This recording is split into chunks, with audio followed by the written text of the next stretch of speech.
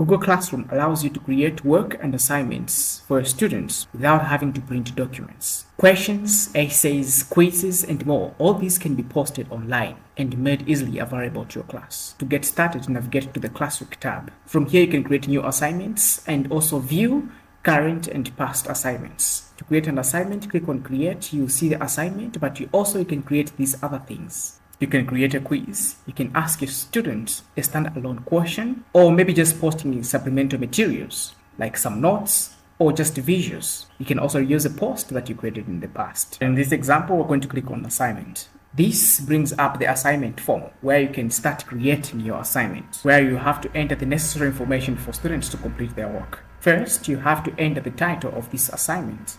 This is the title for the assignment. If there are instructions for this assignment, you can enter them in this big text box in here. So for instance, I'll just type read and complete the attached Google Doc.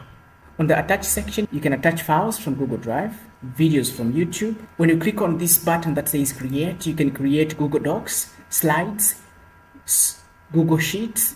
You can draw shapes. You can also create forms. You can upload files from your computer, the local machine. You can also link to other contents on the internet. Now let's look at the options from the right side. You see this all students option. You can choose who to send this assignment to. If you have any students in your classroom, you're going to see them here. And so you can choose to send this assignment to everyone by ticking this box. If that's not the case, you can just select the students who are going to show here so that you can send this assignment to only the students selected. Down here, you're going to see the worth of your assignment. How many points is it worth? You can change this by just clicking here, and you can delete this and put the number your assignment is worth. If your assignment is not graded, you can click on this drop down menu. You're going to see the ungraded option. So select this one to ungrade your assignment. As we mentioned in the getting started video, you can set up a grading system in your class's settings. If you chose weighted by category, there is an additional step for you in the assignment form in here.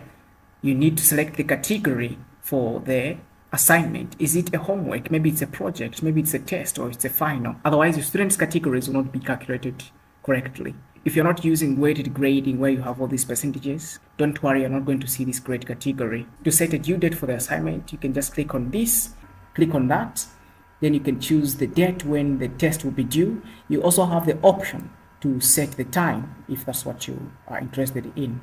Using this topic feature, you can sort and organize your topics in the custom topics. When you click here, you will see different topics that you have in your classroom. If you don't have any topics, you can create new topics in here. If you have existing topics, you're going to see them down here. If you like, you can also add a rubric to the assignment, then use it later when grading. You can create one from scratch, you can reuse an existing one, or you can import from a spreadsheet. Now, once you're happy with your assignment, you can send it using the button here. You can just click on it, and this assignment is going to be assigned to the students selected here. Or you can click on this small button here. So you have the assign button, but also you have the one that allows you to schedule it so it can be sent at a particular time.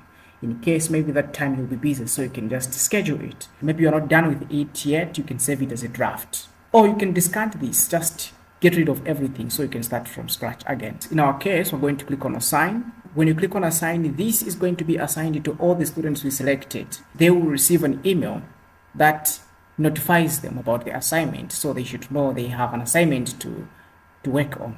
Google Classroom takes all your assignments and automatically puts them to the Google Calendar. You can click on this Google Calendar to see the overall view of your class timeline. When creating an assignment like this, sometimes you'd want to link or attach files from Google Drive. These documents are helpful for giving instructions or maybe study guides or just any other class material. So for instance, when I choose this document here, you can just add it to the assignment, but also you have to choose the right settings for this file. How do you want your students to interact with it? The first option is used when you want your students to just view and not make any changes to the document.